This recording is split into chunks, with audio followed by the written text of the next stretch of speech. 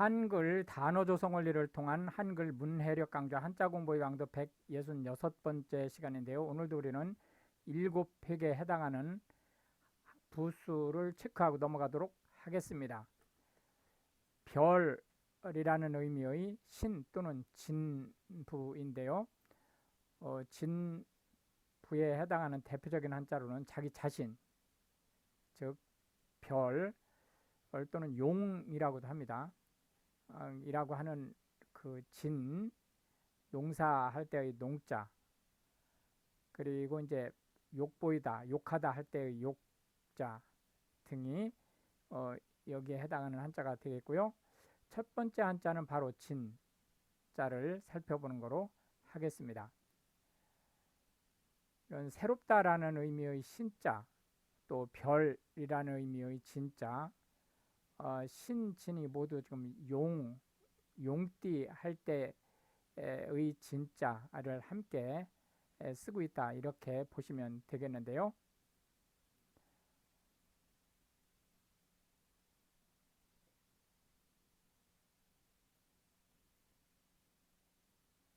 별이라는 의미의 진자가 되겠습니다. 하나, 둘, 셋, 넷, 다섯, 여섯, 일곱 해서 총 7획에 해당하는 한자가 되겠습니다. 이 부분이 실제 인쇄할 때는 2획으로 쓰는데 손으로 쓸 때는 1획으로 쓴다는 거 체크해 주시고요. 용띠 할 때 용이라는 의미를 가지고 있습니다. 그러나 실제 한자어로 쓸 때는 용이라는 의미로는 거의 쓰지 않는다, 이렇게 보시면 되겠습니다. 성신 하면 성운 구조를 제외한 모든 별을 얘기합니다. 천체를 얘기하죠. 실제 이제 그 동양 철학 쪽과 관련해서는 이 성신에서 해는 뺄 수 있어요. 왜냐하면 이 앞에 1월 성신이라는 말로 해와 달을 넣을 수 있기 때문에. 그러나 통상 과학적인 측면에서 볼 때 성신은 모든 별을 얘기하는 거죠. 성단이라든지 이런 부분들을 다 포함합니다. 성운을 제외하고는. 탄신이라고 하는 것은 왕 또는 성인의 출생을 얘기하는 거고요. 진시라고 하면 오전 7시부터 9시까지 2시간을 얘기하고, 생신은 생일의 높임말입니다. 시진이라고 하면 이건 옛날 말이죠. 지금은 이 시진이라는 말을 안 씁니다. 이건 시간 또는 시각을 모두 포함하는 말입니다. 일진이라고 하는 것은 그날의 운세를 뜻하는 거고요. 진한이라고 하는 것은 우리 이제 그 상고 시대 한반도에 있던 나라 이름입니다. 그 아래역에 삼한이라는 나라가 있었는데, 그 중에 이제 지금 현재의 경상도, 특히 이제 경상북도 쪽을 기반으로 한 나라를 우리가 진한이라고 얘기를 합니다. 임진왜란이라고 하는 것은 임진년 1592년에 일본은 우리가 왜라고 하죠. 키가 작은 사람들이라는 뜻이에요. 일본의 침략 전쟁을 얘기합니다. 7년 동안 진행이 됐죠. 임진록이라고 하는 것은 임진왜란 때 너무나 많이 당했기 때문에 이거를 그 분풀이하는 형태의 소설을 쓴 겁니다. 그래서 임진록에는 이제 아주 그 크게 이 임진왜란에 크게 활약하는 장군들이라든지 이런 그 내용들로 구성된 허구 소설입니다. 공진단이라고 하는 것은 보혈, 강심을 목적으로 하는 한약의 한 일종으로 보시면 되겠습니다. 두 번째 한자는 오자가 되겠는데요. 낫이라는 뜻입니다. 근데 이게 이제 천간지지로 가면 얘는 말이라는 뜻을 가지고 있습니다. 그래서 말띠생은 5년에 태어난 사람은 말띠생이 되겠죠. 하나, 둘, 셋, 넷 해서 총 4획에 해당하는 한자가 되겠습니다. 해서 낫오라는 말이고요. 여기서 이게 위로 이렇게 올라가면 이게 소라는 의미의 우자가 됩니다. 그러니까 참고하시기 바라겠습니다. 오전 하면 해가 뜨고 나서 정오까지의 아침 시간을 얘기합니다. 정오라고 하는 것은 해가 가장 높이 뜨는 시점, 통상 낮 12시를 얘기합니다. 오후는 정오를 지나서 해가 질 때까지를 얘기하고요. 오시 그러면은 오전 11시부터 오후 1시까지, 이 오시가 이제 정오를 포함하는 거죠.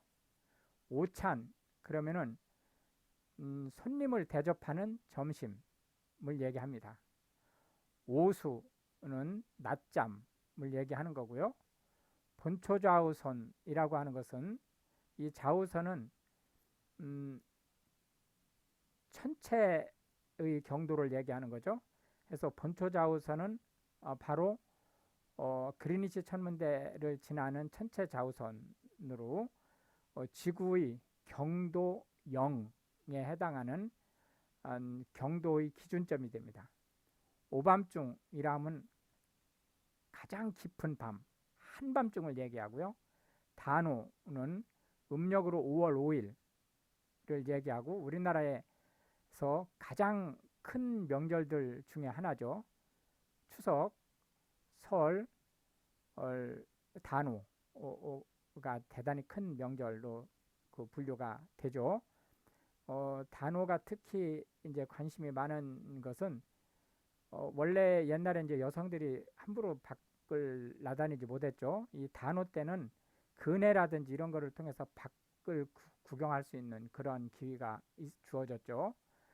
가보개혁이라고 하면 1894년 고종 때죠.